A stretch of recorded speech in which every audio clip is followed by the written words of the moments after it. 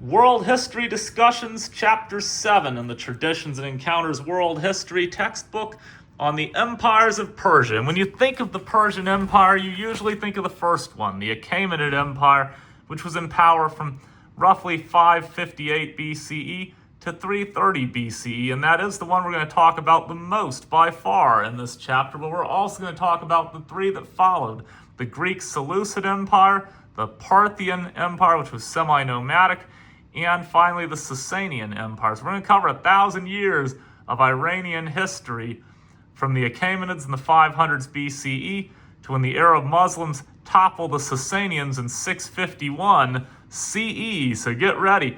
But before we get into that, a little bit about the current situation in the country of Iran. It is late February 2026 right now. And you may remember back in Chapter 2 on the Mesopotamian society, the very first actual history chapter in this, that the Iranians were having a bunch of protests, and I was cheering on the protesters and saying, I really hope they put down this repressive regime that they've had there since 1979. That's very oppressive towards women and the whole thing. And I will stand by that. I really hope that the Iranian people will find a way to overthrow their fundamentalist Islamic government.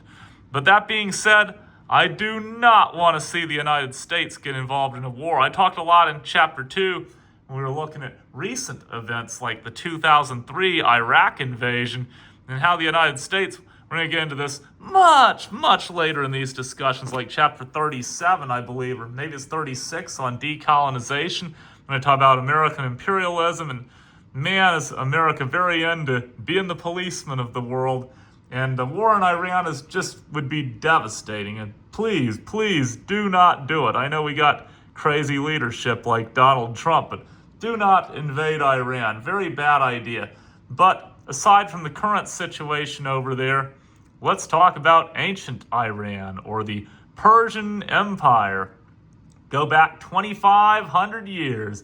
And we're going to start with our catchy opener about King Croesus and the tricky business of predicting the future from the oracle. I'm going to use the map to show this. So in 546 BCE, Croesus was the king of Lydia, which you can see is on the Aegean Sea in the far west of what would become the Persian Empire. And he asked the oracle, well, should I attack Cyrus and the expanding Persian Empire to the east?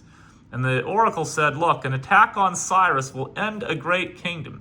So overjoyed, Croesus launched an invasion and provoked Cyrus to engage the Lydian army. It was an inconclusive battle, and Croesus retreated because winter was approaching. Cyrus, however, continued to pursue Croesus to Sardis, where Croesus assembled an army. However, the Persian camels, happy hump day! Yep, the Persian camels spooked the Lydian horses, and Cyrus put Sardis under siege. There's Sardis, the city on the Aegean Sea. 2 weeks later, the city surrendered. Croesus almost lost his life, but then was taken captive and became an advisor to Cyrus. As Herodotus, the Greek historian, points out, that oracle was right. The attack did destroy a great civilization, but that civilization was not Persia, it was Lydia. Lydia was a very important conquest, though, for the expanding Persian Empire, because they were the first country to use standardized coins, which the Persians quickly adopted. That and the Mediterranean and Aegean location, great for maritime trade with Greece, Egypt, and Phoenicia, gave Cyrus tremendous momentum in building his vast empire. And in the next video, we're going to talk about the conquests of Cyrus and just how big the Persian Empire was, especially for 2,500 years ago.